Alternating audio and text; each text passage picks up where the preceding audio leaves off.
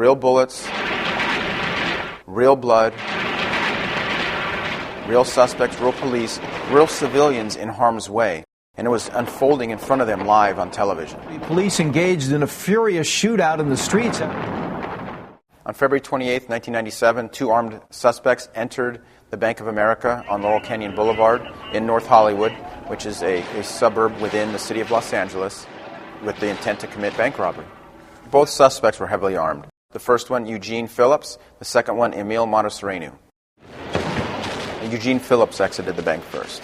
Phillips is firing at a 180-degree angle at all the responding officers who are now pouring bullets in to him as well.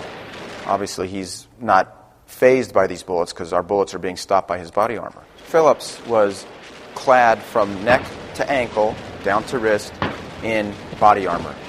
The suspect's gunfire was very loud. Shooting a rifle like that in fully automatic mode, you have a concussion effect where you just hear that gunfire and it's just echoing off the surrounding buildings. I immediately raised up my shotgun and fired 2 rounds at the suspect.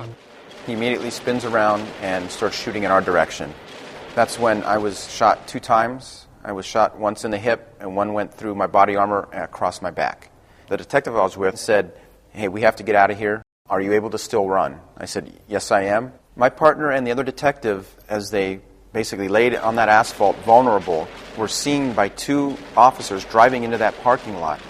And they were picked up by those officers, put in the back seat of the car, and that officer driving was able to back out of that parking lot at a pretty good speed and didn't hit anything and is able to get to waiting ambulances.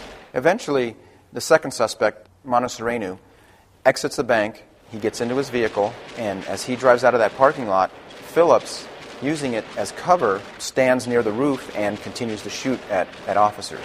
He's shooting into the car, and he's moving around in through there. They're trying to get him now as he's trying to exit this area. Phillips walks onto the dirt sidewalk, and he continues to fire at officers. He's just firing. And in an instant, puts that handgun underneath his chin and fires 1 round.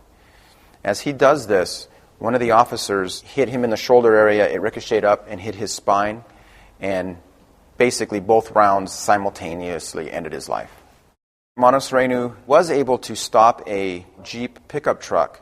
Montessorenu wasn't able to start the vehicle. He's not going anywhere. It's at this time where responding SWAT officers come upon Montessorenu, and then that gun battle ensues. At some point, Montessorenu had enough, dropped his weapon, and put his hand up in an effort to give up, in which he did. He has his hands up. He's thrown his weapon down. Montessorenu died from several gunshot wounds that he had sustained there at the scene. The impact that this incident, this 45-minute gun battle, was broadcast live over TV has given it the staying power that it has today.